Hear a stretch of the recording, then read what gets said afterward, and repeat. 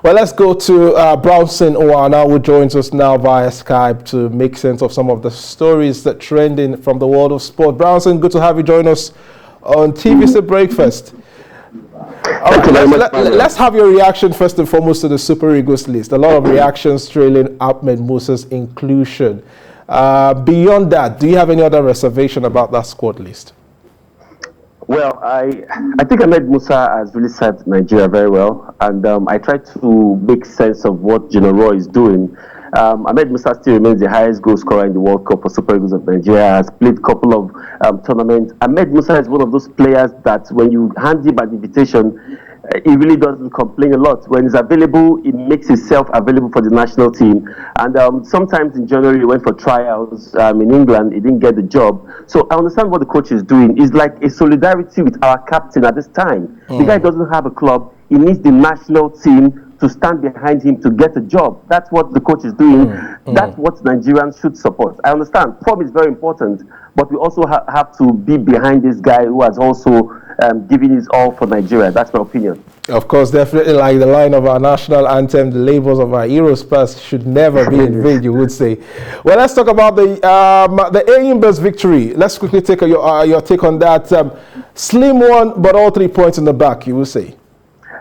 I mean, home and away fixture, you can't take away goals. And the Enyimba International did just well. It doesn't matter how they won that game. African football, we don't expect it to be very beautiful like we see in European football. But what most important is they've qualified. They'll be playing a South African side in the next round. So we're excited. We hope that they can really keep up this form and give a very good account of themselves and give Nigeria a very good representation in the CAF Confederation Cup. Of course, they are the only Nigerian team left on the continent. Away from Africa, let's go to Europe. Liverpool, they put aside their domestic troubles. I mean, we could even call it troubles now because of a miserable run. But of course, they are through to the quarterfinals of the Champions League. Could this just be the lifeline for what has been a shambolic season for the Reds? I mean, it's looking like Liverpool, they position themselves to be European specialists. I mean, if you look at the way they played, especially at home this season, left nothing to be desired. But in Europe, with their poor form, when they go to Champions League, they have a way of tapping themselves at the back and playing very good football.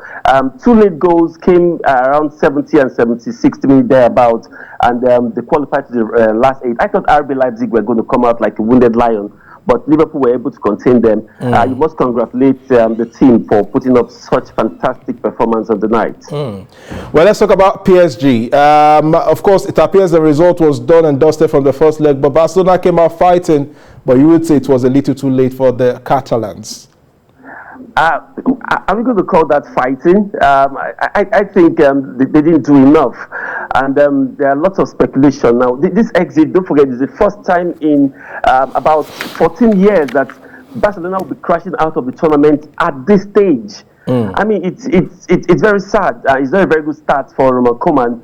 And for Messi, this again have sparked speculation if he's going to be in the club next season. Brownson, let me just quickly take this before we go. That penalty miss, will that be the legacy for Messi if he decides to leave Barcelona? Is this the last of Messi we're seeing at Barcelona in the Champions League? It's really hard. It's really hard to say, but I personally don't see Messi. If you look at Messi's body language, you see that he's just playing to get by the season. He's not playing like a player that had the love he had for the club like 3-4 years ago. He's just playing to get by. Whether it's the last season of Messi left to be seen, but in my opinion, I think Barcelona should let the young man go so that they can rebuild for the future. Messi has paid his price. He's a legend as far as Barcelona is concerned. I just think it's time for him to go. Is it going to be his last season? We don't know yet, but he's done well so far. That penalty miss is going to be remembered for a very long time. Well, thank you very much. Brownson Owana, a sport journalist based in Lagos, Nigeria, joining us on TVC Breakfast this morning. Always a pleasure.